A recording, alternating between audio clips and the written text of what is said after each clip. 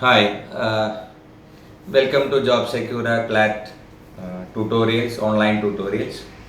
മുന്നേയുള്ള വീഡിയോയിൽ ടോർട്ടിൽ സാധ്യമായ ജനറൽ ഡിഫെൻസുകളുടെ ഒരു ആമുഖ വീഡിയോ ഇതിന് മുന്നേ നമ്മൾ അപ്ലോഡ് ചെയ്തിരുന്നു. In this particular video, I would like to share one specific defense which we can raise in tort. ടോർട്ടിൻ്റെ ചോദ്യങ്ങളിൽ വരുമ്പോൾ എ ബിക്കെതിരെ ഒരു ക്ലെയിം ഉന്നയിക്കുന്നു.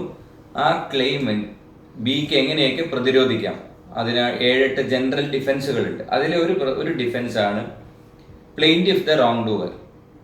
നേരത്തെ പറഞ്ഞ എക്സാമ്പിൾ, എ ബിക്കെതിരെ ഒരു ക്ലെയിം ഉന്നയിക്കുന്നു. ബി നിങ്ങളുടെ നെഗ്ലിജൻസ് കാരണം, നിങ്ങൾ കാരണം, നിങ്ങളുടെ ആക്ട് കാരണം എനിക്ക് നഷ്ടം സംഭവിച്ചു, അതുകൊണ്ട് നിങ്ങൾ എനിക്ക് ഡാമേജസ് തരണം. ഇതാണ് എ എന്ന പ്ലെയിൻറ്റിഫിൻ്റെ ക്ലെയിം. ആ സമയത്ത് ബി പറയുന്നു, മിസ്റ്റർ പ്ലെയിൻറ്റിഫ്, നിങ്ങൾക്ക് നഷ്ടം സംഭവിച്ചത് ഞാൻ കാരണമല്ല, ആ കാരണത്തിൻ്റെ ഉത്തരവാദി നിങ്ങൾ തന്നെയാണ്, അതുകൊണ്ട് ഞാൻ നിങ്ങൾക്ക് ഈ പറഞ്ഞ വിഷയത്തിൽ നഷ്ടപരിഹാരം തരേണ്ടതില്ല. So this comes from the promise no action arises out of an immoral cause. അതായത് ആ അപകടത്തിൻ്റെ കോസിൻ്റെ കാരണക്കാരൻ ഞാൻ തന്നെയാണെങ്കിൽ മറ്റൊരാളോട് അതിൻ്റെ ഉത്തരവാദിത്വം ചോദിക്കുന്നതിൽ കാര്യമില്ലല്ലോ. So this is based on a principle which is called ex turpi causa non oritur actio. ex turpi causa non oritur actio.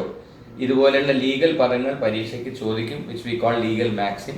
ഇത് ഈ ടെർപ്പിറ്റ്യൂഡ് എന്ന വാക്ക് ഓർമ്മിച്ചാൽ മതി. തെറ്റായത് ഒരു കോസിൽ നിന്ന് വേറെ ഒരു റൈറ്റ് ആക്ഷൻ പ്രതീക്ഷിക്കുന്നത് നിയമം അനുവദിക്കുന്നില്ല. So out of an immoral cause a legal remedy will not arise. ഇതാണ് ഇതിൻ്റെ പ്രൊമൈസ്. എന്നാൽ ഈ plaintiff the wrongdoer defence എടുക്കുമ്പോൾ കുട്ടികൾ പരീക്ഷയ്ക്ക് ശ്രദ്ധിക്കേണ്ടത്, പ്ലെയിൻറ്റിഫ് ഒരു റോങ് ഡൂവർ ആയി പോയി എന്നതുകൊണ്ട് അയാളുടെ എല്ലാ ക്ലെയിമും അവസാനിച്ചു എന്നല്ല.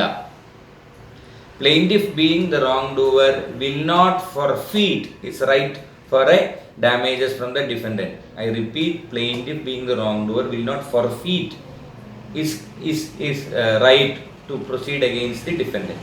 എന്നാൽ അതിൻ്റെ ഒരു സിമ്പിൾ എക്സാമ്പിൾ നോക്കുമ്പോൾ നമുക്ക് മനസ്സിലാവും. ഇതിൽ ഒരു പ്രമാദമായ കേസാണ്.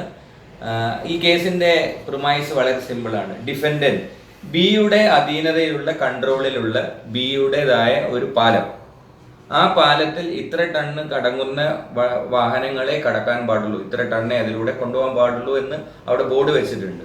So the bridge is owned or under the control of B, and there is a board that this much ton alone should be the load of the vehicles passing over that. A എന്ന truck driver ഓവർലോഡോട് കൂടി ആ പാലത്തിൻ്റെ മേലെ കൂടെ lorry കടത്തി. ഈ വാഹനം ഓവർലോഡാണ്.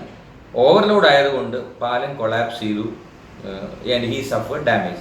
സ്വാഭാവികമായി എ ബിക്കെതിരെ ഡാമേജ് ചോദിച്ചു. നിങ്ങളുടെ പാലം തകർന്നതുകൊണ്ടാണ് എനിക്ക് നഷ്ടം പറ്റിയത്. ആ സാഹചര്യത്തിൽ ബി പറയുന്ന മറുവാദമാണ്, നിങ്ങൾ അവിടെ എഴുതിയ ബോർഡിൽ വ്യക്തമാണ്, നിങ്ങൾ ഓവർലോഡ് കയറ്റിയത് കൊണ്ടാണ് നിങ്ങളുടെ ഈ ബ്രിഡ്ജ് കൊളാപ്സ് ചെയ്തതും നിങ്ങൾക്ക് നഷ്ടം സംഭവിച്ചതും. അപ്പോൾ ഇവിടെ നമ്മൾ ആകെ നോക്കേണ്ടത് എന്താണ്? പ്രധാനമായ ഹാമിൻ്റെ ഉത്തരവാദി പ്ലെയിൻറ്റിഫ് ആണ് എന്ന് കാണുമ്പോൾ മാത്രമാണ് ആ ക്ലെയിമിന്, ആ ഡാമേജിന് അനർഹനാവുക. പ്ലെയിൻറ്റിഫും ഒരു റോങ് ഡൂ ചെയ്തു പോയി എന്നതുകൊണ്ട് ആ ക്ലെയിം ഇല്ലാതെയാവില്ല. So the simple essence of this you should be very clear. Plaintiff is not disentitled for the claim, whereas if the cause of the harm to the plaintiff is plaintiff himself, then defendant will not be liable. For further explanations on other defenses, watch our upcoming videos. Thank you.